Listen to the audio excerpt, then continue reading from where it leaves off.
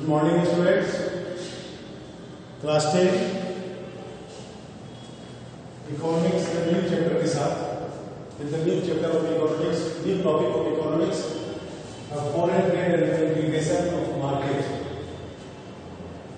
हम लोग अभी ग्लोबलाइजेशन पढ़ रहे हैं और ग्लोबलाइजेशन का ये टॉपिक है foreign trade integration of the market.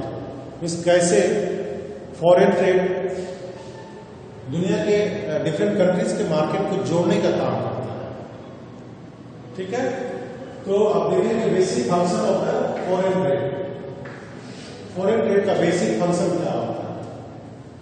Foreign trade produce an opportunity to the producer. Producer के पास एक अपॉर्चुनिटी देता है to reach beyond the domestic market. Normally जब फॉरेन ट्रेड नहीं होता था, जब ग्लोबलाइजेशन नहीं हुआ था, उस समय तक जो प्रोड्यूसर था उसके पास केवल डोमेस्टिक मार्केट के अपने गुड्स को सेल करने के थे।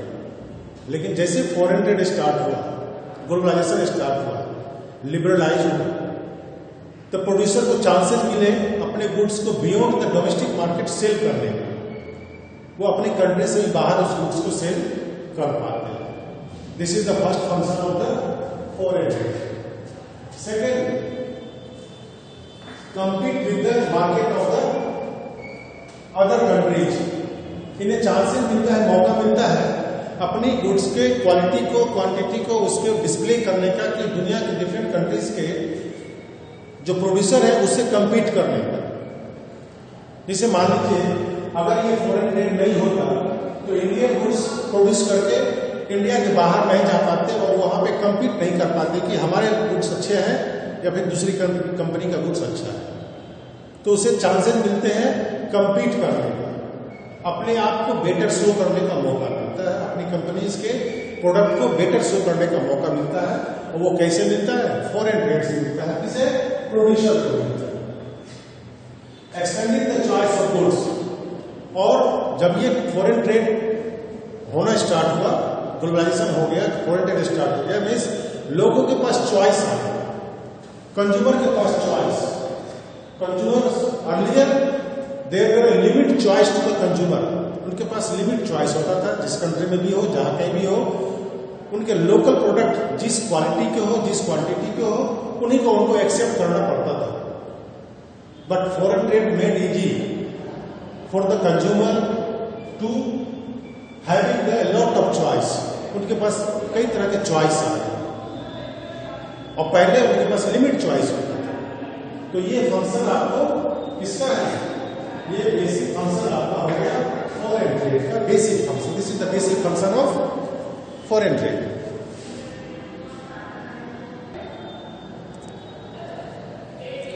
हाँ, नेक्स्ट जो आपका टॉपिक है globalisation. What is globalisation?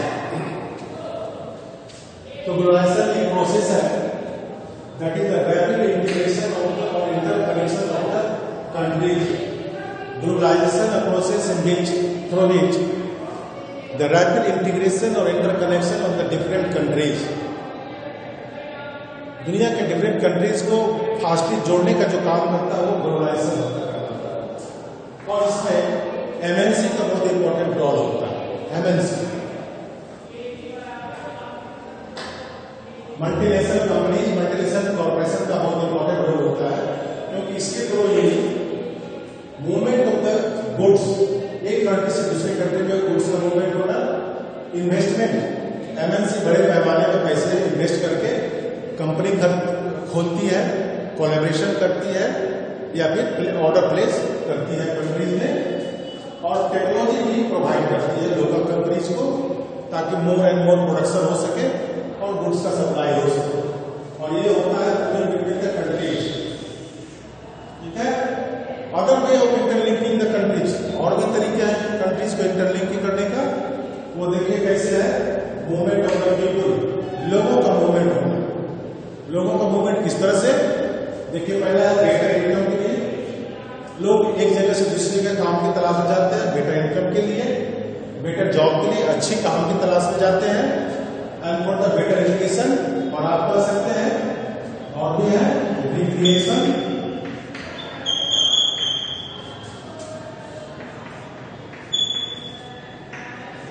Treatment विकास के लिए। तो इस तरह करके इंटरलिंकिंग ऑफ द कंट्रीज होते हैं। ये अदर तरीके हैं interlinking the countries of the world, but by MNC interlinking the countries through the goods, through the trade, or opening the companies in different countries.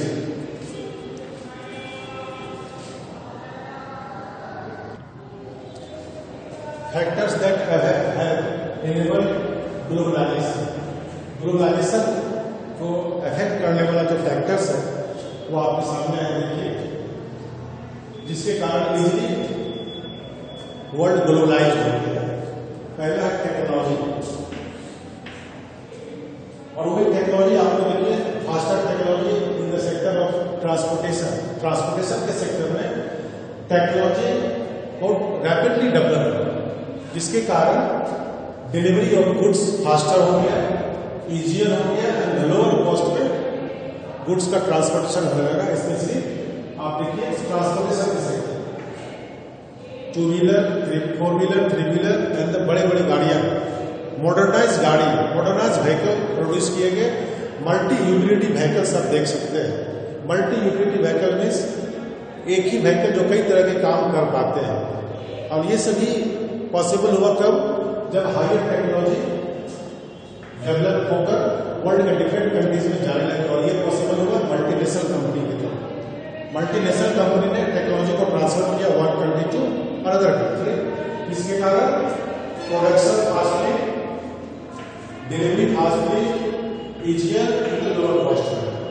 दूसरा जो आपका है इंफॉर्मेशन टेक्नोलॉजी एंड कम्युनिकेशन, ये भी बहुत, इसका एक बहुत बड़ा योगदान है और कंट्रीब्यूशन है फॉर द ग्लोबलाइजेशन। कंप्यूटर के आ जाने से, इंटरनेट के आ जाने से, मोबाइल फोन के आ जाने से मैसेज बहुत रैपिडली पास किए जाने लगे। नहीं तो इसके पहले किसी भी तरह के ऑर्डर को लेना हो, मैसेज पास करना हो, बाय लेटर जाते थे, जो वेरी डिफिकल्ट, वो लंबे समय में पहुंचते थे और लंबे समय के बाद फिर ऑर्डर को आते थे। लेकिन अब क्या हो गया, इंस्टेंट इंफॉर्मेशन दिए जाते हैं, फास्टली दिए जाते हैं, अभी आप देंगे और अभी ये मैसेज चला जाता है। तो ये बहुत बड़ा फैक्टर है आपका है ग्लोबलाइजेशन का। और ग्लोबलाइजेशन इसीलिए ये जो इंटरनेट फैसिलिटी आपका जो है, इसने सैटेलाइट में इसको बहुत बड़ा कंट्रीब्यूशन है। सैटेलाइट में क्या हुआ, एक हायर टेक्नोलॉजी के थ्रू सैटेलाइट बनाए जाते हैं और ये एटमॉस्फेयर में जोड़े जाते हैं अर्थ के ऊपर, और ये सारे मैसेज को रिसीव करना और फिर इसको डिलीवर करने का काम करते हैं। सैटेलाइट ने बहुत इजी कर दिया है इंफॉर्मेशन टेक्नोलॉजी को। अब थर्ड है लिबरलाइजेशन, गवर्नमेंट का लिबरलाइज होना, ट्रेड बैरियर का खत्म होना। 1950 के पहले और 1950 के बाद, हमारे देश इंडिपेंडेंस के बाद हमारे देश ने ट्रेड बैरियर लगा रखा था देश के अंदर। ट्रेड बैरियर से मतलब होता है एक्सपोर्ट और इंपोर्ट में कंट्रोल करना। तो बैरियर लगा रखा था, लेकिन 1990 जिसके कारण हमारा देश इजीली ग्लोबलाइज नहीं हो पाया। हमारे देश में रैपिडली सामान, फ्रीली सामान देश में नहीं आ पाता, या फिर देश से सरप्लस गुड अगर प्रोडक्शन होता था तो देश से बाहर को फ्रीली नहीं जाता, because the government employed, government ने क्या लगाया, ट्रेड बैरियर।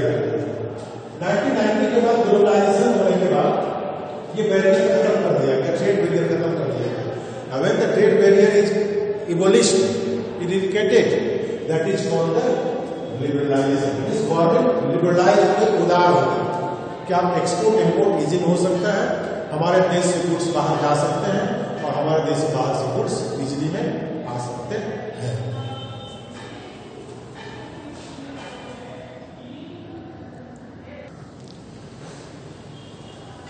ग्लोबलाइजेशन में एक फैक्टर जो इम्पोर्टेंट फैक्टर WTO का है, WTO वर्ल्ड ट्रेड ऑर्गेनाइजेशन। इसका फॉर्मेशन 1995 में हुआ, इसका हेडक्वार्टर जेनेवा में है। It was founded by the developed countries of the world to gain the international market. वो इंटरनेशनल मार्केट में अपने सामान को सेल कर पाए, इसलिए उन्होंने एक ऑर्गेनाइजेशन का फॉर्मेशन किया, उसका नाम है WTO world trade organisation. And its main aim is to liberalise international trade. दुनिया में ट्रेड को लिबरलाइज करना, या लिबरलाइज मतलब है to abolish the tariff barrier, जो टेरिफ बैरियर या ट्रेड बैरियर जो होता था उसको खत्म करना और इंटरनेशनल मार्केट को फ्री कर देना, international movement of the goods free कर देना। ये डेवलप कंट्री के द्वारा स्टार्ट किया गया और WTO ने रूल्स एस्टेब्लिश किए, रेगुलेशन एस्टेब्लिश किए, किससे जुड़े हुए? फ्री ट्रेड से इंटरनेशनल मार्केट को में करने के। और इसमें क्या किया गया? टेरिफ टैक्स को रिड्यूस करके बैरियर को समाप्त किया गया ताकि इंटरनेशनल मार्केट्स को में गुड्स को सेल किया जाए। और स्पेशली ये किसने किया है? डेवलप कंट्रीज ने इसको स्टार्ट किया है। Okay, thank you.